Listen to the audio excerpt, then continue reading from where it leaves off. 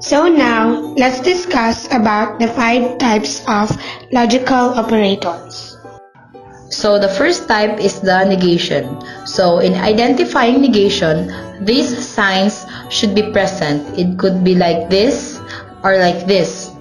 These signs means not or the contradiction of the value. So we will be using the truth table for solving each types of logical operators. So for example, given the table of the premise which is true and false value, so the negation of the premise is false and true values. As you can see, the results are all true. Therefore, P implies P or Q is a tautology. Next type is the conjunction. In conjunction, we have this sign, which means and. Given this example of truth table, we have the premise which is true, true, false, false. And in conclusion, we also have true, false, false. And if we will have So now, we will combine the two propositions using the conjunction. So, we will be having the P and Q. If the premise is true and the conclusion is true, then the result is true.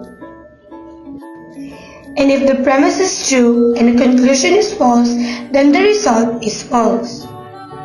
Now, if the premise is false and the conclusion is true, the result will be false. And if the premise is false and the conclusion is false, the result will also be false. So the next type is the disjunction. This sign means or. So again, we will be using the truth table of the given values of the premise and conclusion. So if we will be combining the premise and the conclusion using the disjunction, the result will be P or Q. If the premise is true and the conclusion is true, then the result will be true. And if the premise is true and the conclusion is false, then the result will be true. And if the premise is false and the conclusion is true, and the result will be true. And if both of the premise and the conclusion is false, then the result will be false. We also have another type, which is conditional. This sign means implies. For example, again, we will use the truth table. So we have the premise and the conclusion. So if we will combine the two propositions using the conditional, the result will be P implies Q. So if the premise is true and the conclusion is true, then the result will be true. If the premise is true and the conclusion is false, the result will be false.